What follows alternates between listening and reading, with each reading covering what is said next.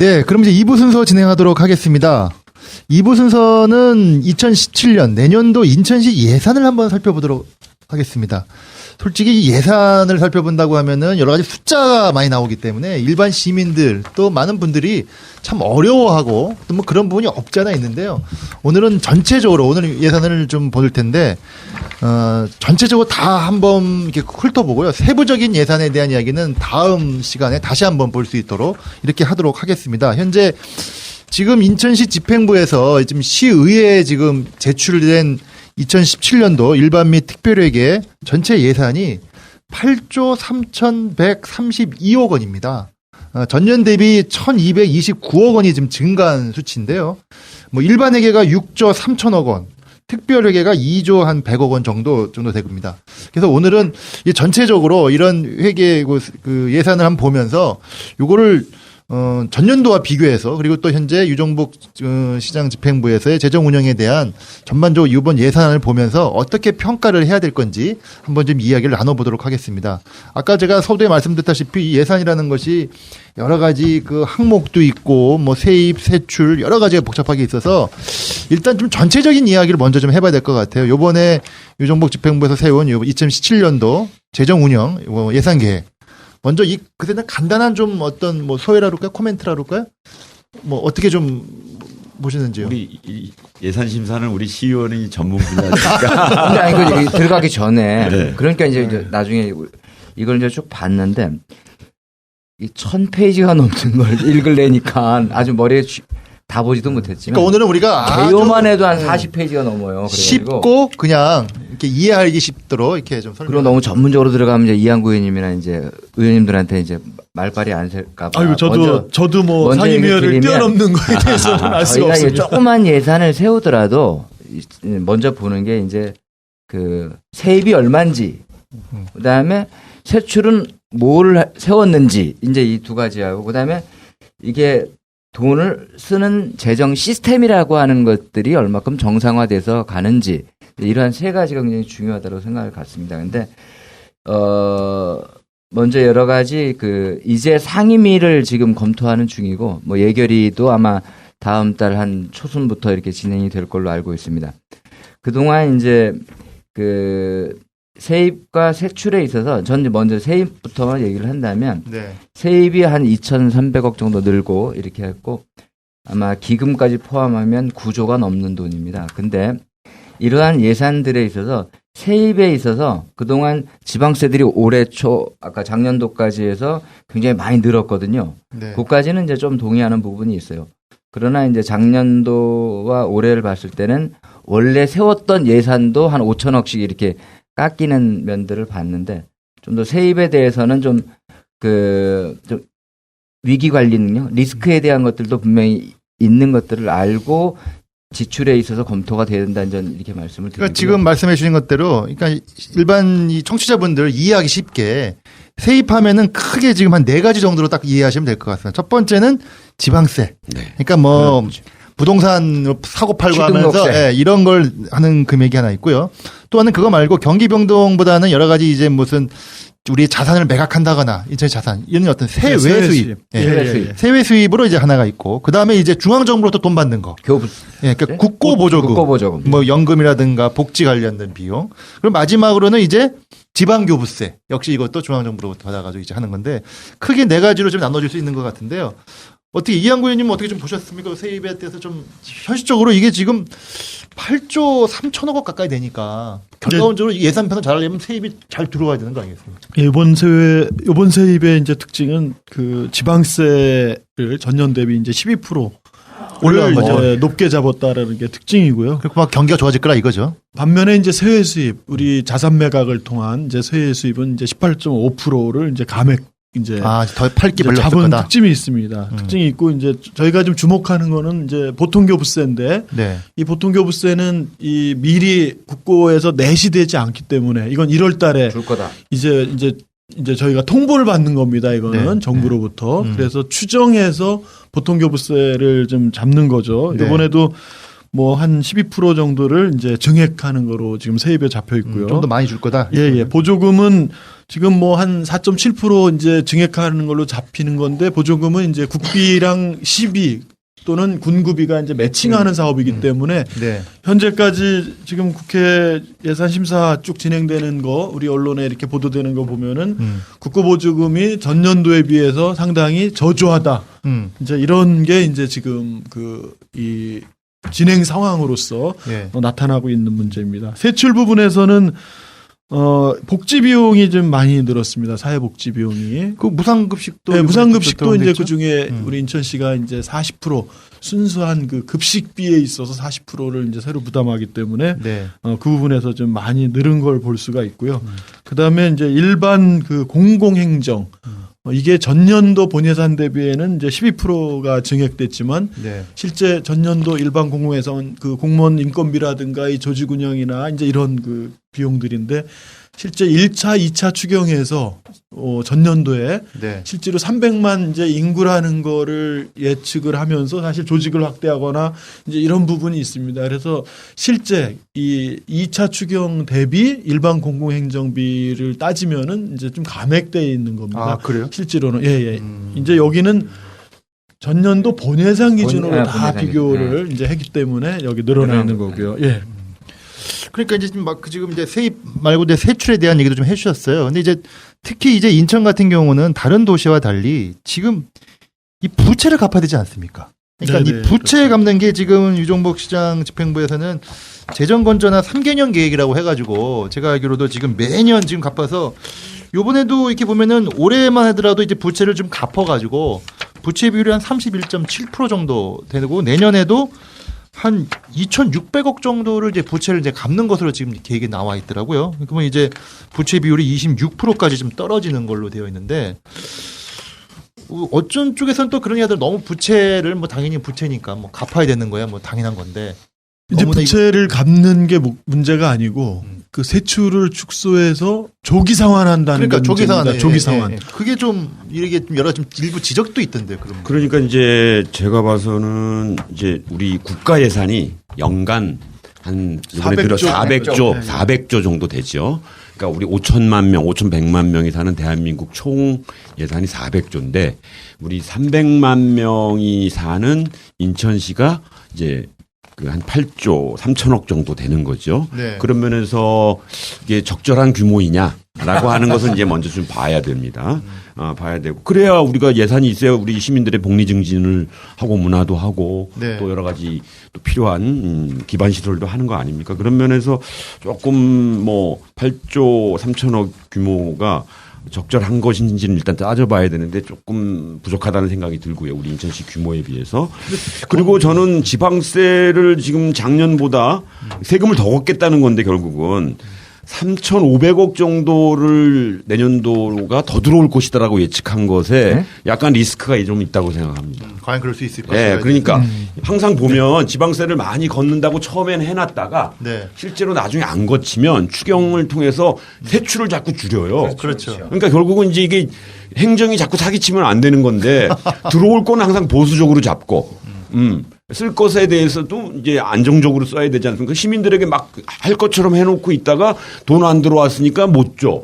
여러 이제 시와 관계된 여러 일을 하는 여러 단체나 이런 데서 보면은 세수가 안 들어와서 이거 나중에 한 6월, 7월 돼서 추경해가지고 감축됐으니까 예산이 없습니다. 이렇게 자르는 경우가 굉장히 많지 않습니까? 그렇죠. 일반적으로 그런 경우가 많죠. 그러니까 이 지방세 세수를 지금 3,500억이나 늘려 잡았다는 것은 제가 봐서는 이게 지금 물가 상승률이나 여러 가지 뭐 있지만 12%가 늘어난 거거든요. 세금이. 굉장히 높은 거. 굉장히 높은 거로 봐야죠. 왜냐하면 지금 우리 지금 시중에 주택 경기가 이제 주로 늘어나는 게 이제 취득세 같은 건데 취득세하고 자동차세 뭐 그런 건데 실제로 지금 생활형 임대주택, 생활형 주택만 사실은 좀 활성화되어 있지 일반 아파트 건축이라든가 이런 면에서는 좀 아직은 불확실하고 또 내년 지금과 같은 정치적 변화라든가 또 세계 경제의 변화 속에서 과연 안정적으로 할 수 있을 것인가 해서 좀 지방세를 저는 좀 너무 많이 잡은 거 아닌가. 이런 생각이 들어요. 그래서 결과적으로 그걸 많이 잡고 나서 뭐 빚을 조기 상환하겠다고 하는데 우리 인천 시민 여러분들이 좀 생각해 보셔야 되는 게 지금 아시안 게임도 끝났습니다. 그리고 도시철도 2호선도 건설이 끝났어요. 그렇죠. 올해. 예. 그게 더 이상 돈이 지금 크게 나갈 일이 없어요. 그러니까 당연히 빚을 갚을 수는 있는 거죠. 그렇지만 물론 뭐 조기 상환하는 것은 유정복 시장의 재선을 위해서 자기는 성과를 내려고 하는 것인지 모르겠지만 들어오는 세금에서 적절하게 그 아시안 게임과 도시철도 때문에 진 빚을 나누어서 천천히 갚아 나가는 것이 그리고 뭐 필요한 우리 인천 시민의 복지라든가 문화라든가 우리 서민의 삶의 문제에 더 치중을 해야 되는데 오히려 전체적으로 빚 갚는 거 조기 상환 2,500억 정도 한다는 거 아닙니까? 네. 그런 걸로 해서 시장의 생색내기, 시정, 내가 이렇게 잘해가지고 그 빚을 많이 줄였어. 그래서 내가 이렇게 시장을 할 때 많이 줄였기 때문에 내가 얼마나 잘한 거야. 그러니까 나 한 번 더 뽑아줘. 이런 걸로 좀 맞춰져 있지 않는가. 그것이 하나는 지방세가 많이 들어온 걸로. 또 하나는 조기 상환 계획을 일단 해가지고 언론에 일단 갚든 못 갚든 실제로 일단 계획을 세워서 언론 작업을 해나가는 이 두 가지 축에서 저는 큰 틀에서 좀 문제가 있지 않나 이렇게 좀 보여집니다. 그 세입을 많이 잡은 게 이제 지방세 중에서 특히 세 분야. 네. 그 앞에서 말씀하신 대로 취득세에서 네. 지금 그 LTV 뭐 DTI 정부의 이제 이 부동산 정책 완화 정책이죠. 네네. 이런 게 내년 7월까지 가기 때문에 그런 효과가 이제 그대로 좀 있을 거다. 이래서 지금의 몇 년 동안 좀 고조된 이것이 내년 상반기까지 이어질 거다라는 생각에서 많이 잡은 겁니다. 그래서 그 전체 3,000억 중에서 3,300억 정도가 취득세 취득세죠. 부분이 이제 늘어날 거라고 잡은 거고요. 긍정적으로 본 거고 있죠. 또 하나가 낙관적으로. 이제 낙관적으로 본 겁니다. 그다음에 지방소득세인데요. 네. 지방소득세는 지역 총생산 그 GRDP 우리 지역에 네. 이거의 3년치 평균을 가지고 낸 건데 여기서만 해도 무려 790억이 더 질 거로 생각하고 있어요. 올해에 비해서. 예. 근데 과연 이 우리 서민들 또 시민들이 계속 이 체감하고 있는 경기 침체된 점점점 어려워지고 있는 과연 이걸 반영하고 있는가? 우리 각 가계 부채들이 지금 급증해서 임계점에 와 있는 네. 이런 것들. 그다음에 이 국가 성장률이 지금 그 3%에서 2%로 떨어질 거라고 대부분의 이런 경제 전문 그런 기관에서 발표하고 있는데 네. 이게 그게 될 것이냐라는 거예요. 뭐 이게 이제 사실은 올라가면은 이게 올라가면은 같이 올라가는 게 지방교육세라든가 그렇죠. 뭐 이런 거거든요. 연동해서 그래서 그렇습니다. 이제 지방교육세가 또 같이 또 올라가고 뭐 같이 소득이 높아지니까 자동차에 대한 그 구매나 이 뭐 주행 이런 것도 높아질 거다. 그래서 또 자동차세가 또 한 700억 늘 거다.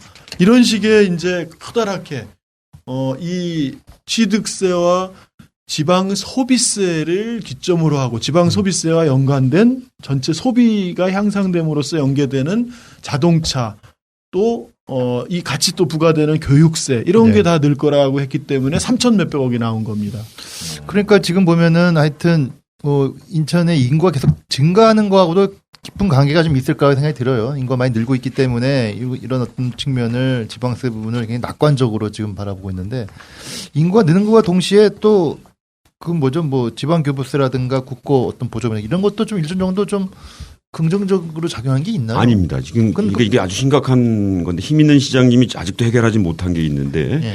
아까 지방 교부세 중에서 이제 보통 교부세잖아요. 예. 이게 내년도 예산을 잡은 게 올해보다 한 550억 정도 더 늘려서 한 4,850억 정도가 국가로부터 보통 교부세로 지원받을 것이다. 이렇게 잡았는데 지금 얼마 전에 국회에서 이제 국회의원들이 이 자료를 요청해서 각 지방별로 네. 이렇게 따져봤을 때 전라남도는 1인당 거의 한 230만 원까지 보통 교부세가 나. 예, 1인당.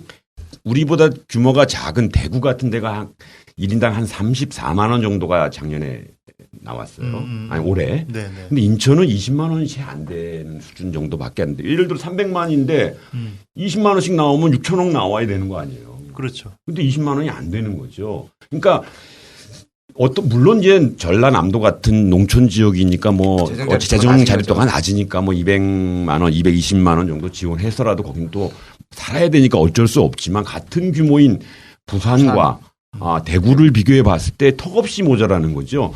그러니까 1인당 만약에 대구가 34만 원을 가져갈 1인당 34만 원이라면 우리도 한 30만 원은 가져와야 되는 거 아닙니까? 거기에 정치적 입김이 세다고 해도. 그러면 300만 인구에선 9천억이 들어와야 되는데 4,850원 해놓고 이걸 많이 따왔다고 힘 있는 시장이 돼서 많이 따왔다고 하는데 이거는 굉장히 불공평한. 그러니까 인천이 과연 대한민국의 300만이 사는 도시로 이 제대로 대우받고 있느냐. 그리고 네. 그거의 권리를 시민 주권 선언이라고 요새 뭐 하고 다니는데 과연 돈으로 봤을 때 주권은 결국은 얼마나 그 국가로부터 필요한 우리가 세금 내는 거 아닙니까 국가에 국세를 내는 것 중에 일부를 가져오는 거 아닙니까? 네. 근데 대구나 다른 지역보다 훨씬 반 조금 넘게 갖고 오면서 시민 주권이 있는 것처럼 얘기하는 이 보통 교부세 이 문제 아직 해결이 안 되고 있고 네. 물론 뭐 아주 오래된 문제이긴 합니다. 인천이 소외되고 이런 제대로 받지 못하는 건데 내년도 예산에서도 역시 인천이 제대로 대우받고 있지 못하다는 것이 이 세입에서 네. 보통 교부세를 보시면 우리 시민들이 좀 아셔야 됩니다. 그 이 국세에서도 이제 보통교부세가 작년 대비 12.6%가 지금 뭐 증액됐다 이렇게 됐지만 이것도 허수예요. 그렇죠. 계속 이 우리가 예산안 표를 볼 때는 여기에 작년도 본예산 대비로 한다는 거예요. 그러니까 실제로 추경에 1차 추경, 2차 추경이 있는데 작년도 본예산이 4,300억 원이었는데 얼마 받아왔어요 실제로? 실제로는 1차 추경 받은 게 4,195억 원이 배정된 거죠. 깎였네. 그러니까 많이 한 100억, 한 200억 예산보다 깎인 게 아니고 예산안의 예정보다 덜 온 거죠. 그러니까 들어온 거죠. 예, 중앙정부가 적게 준 4,195억 원. 거잖아요. 근데 2차 추경 때 이제 국세도 많이 거쳤죠. 우리 인천시의 지방세도 작년에 많이 거쳐서 저희가 추경해서 증액을 뭐 많이 했잖아요. 예. 마찬가지로 국세도 경기가 좀 사실 어느 정도 살아있던 거예요. 이제 여러 가지 그런 그 건설이든 여러 분야에서 소형 주택이나 뭐 이런 것들 많이 늘었죠. 도시형 주택이나. 네. 근데 실제로 따져보면은 550억 증액된 게 아니고 4,745억 원이니까 2차 추경 때 이번에 예산안이 4,850억이니까 뭐 약 100억 원 정도가 사실 늘은 거죠, 실제. 올해보다는 보통교부세가. 그거는 뭐 강병수 의원님 말씀하신 대로 부산이라든가 다른 지자체들에 비해서 재정 자립도를 어떤 그 기준으로 하는 이런 평가 항목이 있다라고는 하지만 그래도 너무 우리 인천은 덜 받고 있는 거다. 이런 정치적인 여러 이런 부분에 따라서 불이익을 받고 있다, 우리는. 예. 그러니까 힘 있는 시장이라고 해서 사실 더 받아온 건 아니다라는 거예요. 예, 하여간 뭐 지금 우리가 좀 세입에 대한 얘기를 먼저 좀 하고 있습니다. 왜냐면 세입에 대해서 정확하게 이거를 전망을 해야 이걸 너무 낙관적으로 했다가는 그렇습니다. 하반기에 이거 아주 지출할 걸 다 지출 못 해버려가지고. 이게 어떤 문제가 있냐면요. 이게 전에도 그런 장난들을 하는데 우리 공무원들이 이 세입과 세출 규모를 키워요. 그러면 우리가 부채 비율이 그만큼 줄어드는 거죠. 그러니까 분모와 분자가 있지 않습니까? 분모가 우리 세출 규모예요. 세입 세출 규모인데 분모를 키우면 분자는 똑같이 있어도 비율은 줄어드는 문제가 있죠. 그래서 이제 그런 문제 또 하나 있고 어쨌든 이 시민들에게 공개하고 시의회가 또 그런 감시 역할을 충분히 하시겠지만 어쨌든 들어오고 나가는 것은 최대한 안정적으로 짜는 것이 가장 바람직한 일이다. 그런 면에서 조심해야 되고 제가 하나만 세입 부분에서 얘기하면 내년도에 상수도 사용료가 올해보다 152억 원이나 더 거칠 계획이라고 이렇게 세워놨어요. 예. 여기 세외 수입이라는 건 대부분 뭐 도로 사용료, 하천 사용료, 공유재산 임대료, 상수도 사용료, 시장 사용료 뭐 여러 가지 우리 시민들이 직접 부담하는 거거든요. 네. 근데 그런 면에서 이게 특히 상수도 사용료가 152억 원이나 그 작년 대비해서 늘어날 것이다라고 예측한 것은 상수요금을 올리겠다는 얘기인지 양구 의원님 뭐 혹시 들은 바가 있습니까? 상수요금. 상수도요금을 현재 그 올리려고 하는 그렇죠. 이제 그런 부분이 있고요. 내년도 뭐 버스, 택시 이런 움직임들이 다 있습니다. 근데 어쨌든 이런 게 이제 물가대책위원회라든가 또 의회 이런 데 심의들을 좀 통과해야 되기 때문에 이제 상당히 좀 이게 논란이 될 것 같습니다. 네, 하여간 뭐 지금 우리가 세입을 마지막으로 좀 한번 했는데 하여튼 뭐 그 8,300 한 1,032억 아니 8조 3천 숫자 크니까 이거 참 애가 들었네요. 이제 좀 세출에 대한 얘기를 좀 한번 좀 네. 개략 좀 봤으면 좋겠습니다. 세출이라고 하면 이제 이게 들어온 세입을 갖고 어디다 쓸 것이냐. 원래 제가 볼 때도 이 정치라는 거는 그런 거 아니겠습니까? 돈을 어디다 쓸 건지를 그렇죠. 우선순위를 정하는 게 그 정치 아닙니까? 이것이 누구한테 걷어서 누구한테 쓸 그렇습니다. 거냐. 이게 보수적이냐 진보적이냐 그 구분하는 기준도 바로 거기에 있는 건데 뭐 여러 가지 지금 뭐 내용이 많이 있기 때문에 뭐 여기 나와 있는 거 보면은 전반적으로 그 전체 8조 한 3천억의 그 지출 중에 한 28.5%가 사회복지 비용으로 지금 일단은 지금 나와 있는 것 같습니다. 나와 있고 뭐 환경 쪽으로도 한 8.9% 정도 나와 있고 일반 공공행정의 한 16%뭐 이렇게 나와 있는데 어떻게 좀 내용을 좀 보시면 전과 좀 작년도와 비교해서 좀 어떻게 좀 특이한 사항이 좀 있는가요? 어떻습니까? 뭐 아까 들은 우리 아무래도 현역이 더 잘 아시겠죠? 네. 아니 사회복지는 뭐 아까도 다가 말씀하신 것처럼 내년에 가장 눈에 띄는 게 중학교 무상급식 이제 전면 확대죠. 중학교 무상급식 예산이 그 총 이렇게 두 가지는 아닙니다. 이제 중학교 무상급식에서 저소득층 학생 급식비 또 급식 종사자 인건비 기타 네. 급식 운영비 이거는 교육청이 전액 부담하기로 한 거예요. 이게 한 248억 원 정도가 되고요. 이걸 빼고 그냥 일반 학생의 식품비 그다음에 시간제 보조원 인건비 이제 이 부분은 시가 40% 군구가 30% 교육청이 30% 부담합니다. 그래서 우리 인천시가 136억 원을 이제 부담하게 되고 군구가 그 102억 원 교육청이 이제 102억 원. 그래서 교육청이 실제로는 그 이 저소득층 학생 급식비라든가 이것까지 포함하면은 350억 정도를 교육청이 부담하죠. 그래서 전체 중학교 무상급식 액수가 590억이 됩니다. 적은 돈이 아닙니다. 사실 하나의 그 항목으로 초등학교 그동안의 무상급식까지 이 부분들을 합치자면은 그 무상급식 비용으로 사실은 상당한 이 지원들이 나가고 있는 거죠. 네, 네. 그리고 이제 또 하나는 특히 이제 유종복 집행부 들어와서 이 애인, 네? 그러니까 애인 어떤 페스티벌이라든가 애인 어떤 이런 그 뭐 섬 프로젝트들. 달리기라든가 이런 프로젝트 이런 비용도 주요하게 아마 지출 중에 포함이 된 것 같아요. 네, 뭐 문화 쪽에도 많이 좀 이게 포함이 되어 있는 것 같고.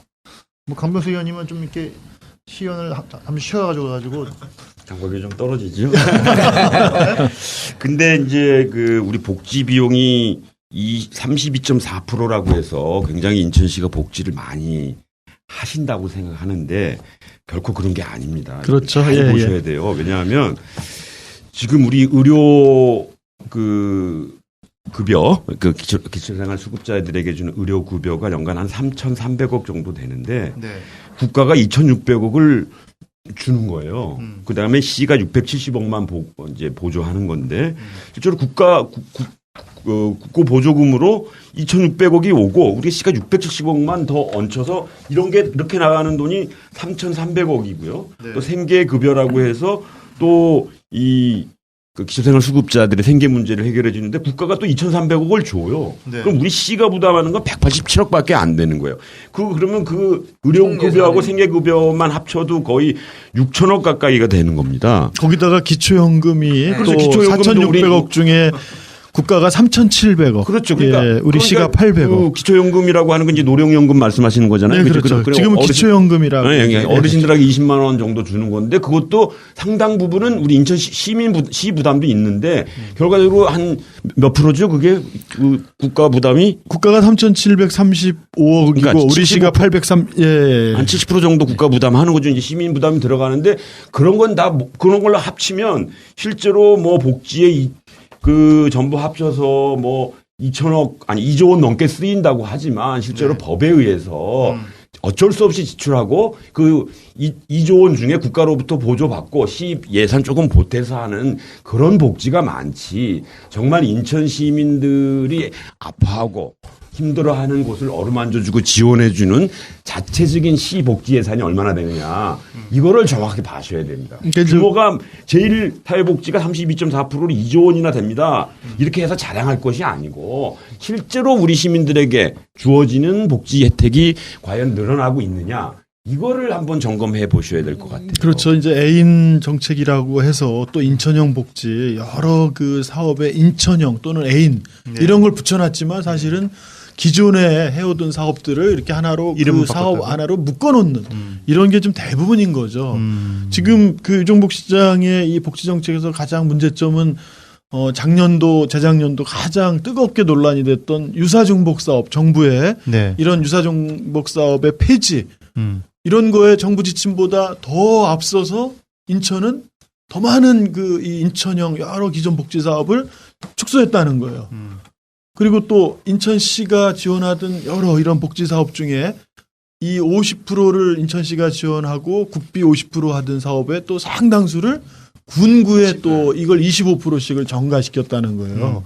그러니까 실제로는 이 유종복 시장께서 정부 정책에 편승하면서 실질적으로 인천만 해오던 그런 인천형 실제 이런 복지들은 상당히 후퇴돼 있는 거고 또 하나는 정부의 정책에 따라서 기관의 효율화 이러면서 공공기관 통폐합이나 이런 정책에 발맞춰서 사실은 이 어떤 기관 통폐합 이런 거를 제일 먼저 제시해서 추진했지만 통폐합 해서는 안 될 거 이런 것들은 사실은 이런 거는 통폐합하고 뭐 이런 문제들 그리고 또 만들면 안 되는데 이걸 무리하게 또 막 새로운 걸 또 만들고 이런 이 앞뒤가 안 맞는 이제 이런 정책들을 병행하고 있는 게 참 좀 안타까운 문제죠, 사실은. 예. 우리가 뭐 세출을 뭐 각 분야별로 하나씩 보기엔 너무나 좀 어렵고. 그렇죠? 그런데 이런 건 봐야죠. 그러니까 우리가 지금 섬의 인천 시민 내지 대한민국 국민이라면 가장 아쉬운 것이 이제 복지 확충이고 또 하나는 좋은 일자리지 않습니까?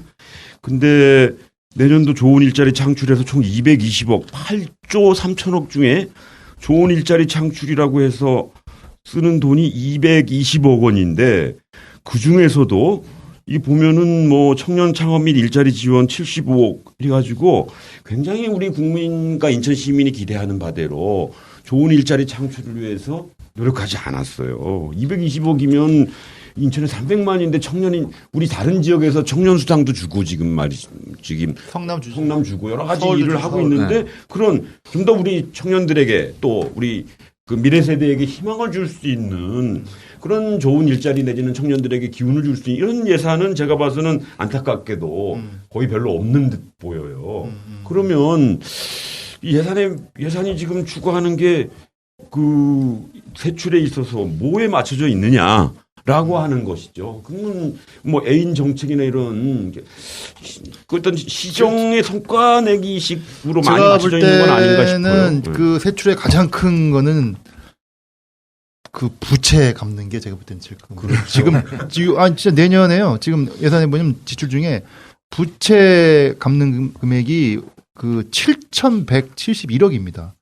그러니까 차입금 정기 상환 금액이 원래 3,700억인데 조기 상환한다고 그래가지고 2,682억 원을 좀 조기 상환할 게 있거든요. 그러니까 여기 따지면 전체 8조 3천억지 중에 한 7,000몇억을 지금 먼저 부채를 갚아야 되는 거니까. 그리고 그 중에서도 한 2,600억을 먼저 조기 상환하겠다고 하니까 그래서 부채 비율을 낮추겠다고 하니까 다른 데 쓸 돈이 굉장히 없는 거예요. 그 우리 시민들이 이 부채 얘기 나오면은 아마 의아하실 거예요. 부처가 11조냐, 13조냐, 9조냐 이런 막 얘기가 논란이 있었는데 많았죠. 웬 부채가 2조야? 우리 인천시의 금융부채는 2조 8,548억 원입니다. 예. 올해요. 그리고 내년도 지금 그 우리 진행자께서 말씀하셨듯이 내년도 부채 감축 그 정기 상환 3,706억 원하고 네. 조기 상환 2,682억 원을 합치면 또 거기다 이자가 783억 원이에요. 네, 네. 그러면은 내년도 부채 감축 목표액이 총 2조 3,222억 원이에요. 지금 이거 금융부채고 네.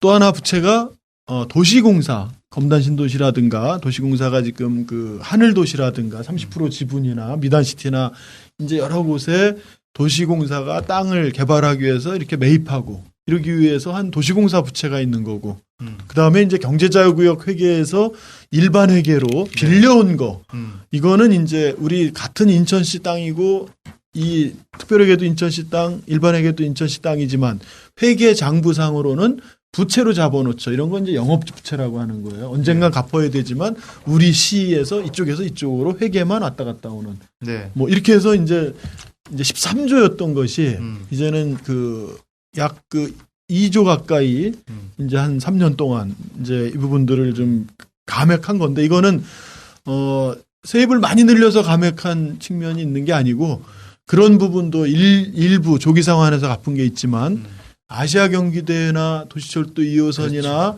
그동안 여러 부채들이 누적된 곳에 이 정점에 이런 정기 상환들이 이제 지금 계획대로 진행되고 있는 거다라는 네. 겁니다. 그리고 문제는 조기 상환이에요. 그거에 대한 판단이 좀 중요한 것 같아요. 조기 상환을 할 필요가 있냐는 건데 조기 상환을 하기 위해서 돈이 어디서 오냐?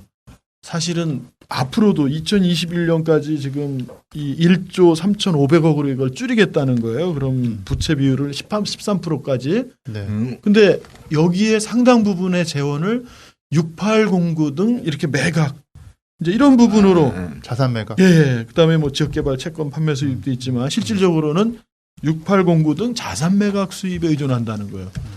그러니까 이거는 자, 6809를 우리가 개발해서 이렇게 여태까지 기반 조성을 한 거는 거기에 투자 유치라든가 이걸 통해서 새로운 부가가치를 만들어내고 고용과 여러 가지 일자리 또 창업 이런 걸 만들어내기 위해서 사실은 그 사업을 하는 건데 이거를 판단하는 거는 대부분 건설회사에다 판다는 거 아니에요. 건설회사. 기회비용을 상실하는 거죠. 그렇죠. 예. 바로 이런 거에 대한 그 이 계획적 경제자유구역을 지정 목적에 맞게 정상화 시켜내는 것과 또 한편으로 우리 일반 회계로 그 자산을 이전에 빚져서 오는 거죠.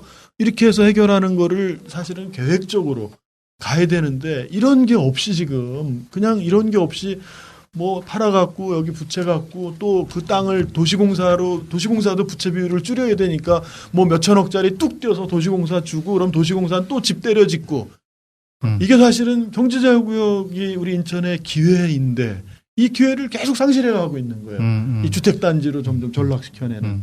그래서 이거를 이제는 좀 점검할 때가 됐다. 조기 상환을 해야지 맞는 건지. 예. 하여간 뭐 지금 우리가 그 세출에 대해서 이렇게 쭉 보면서 얘기하고 있는데 어차피 이게 지금 의회에서 지금 상임위에서 지금 상임위별로 심사라고 심사를 하죠. 하고 예비 심사 하고 예. 그다음에 이제 예결위에서 한번 하고 마지막에 본회의에서 네, 그렇죠. 예. 그러면 12월 한 중순쯤이면은 예산안이 이제 마무리가 되는 거네. 일정 산업 보면. 이제 상임위별 지금 예산 심사가 진행이 되고요. 그래서 12월 중순이면 이제는 확정되죠. 7일부터 네. 이제 예결위가 이제 심사가 됩니다. 그래서 12월 7일, 8일, 9일 날 인천시청 예산에 대한 예결위 심사가 되고 12월 12일하고 13일이 교육청 예결위 심사가 됩니다. 그리고 16일 날 정례회의 마지막 날 이제 이제 최종 그 의결을 하게 되는 거죠.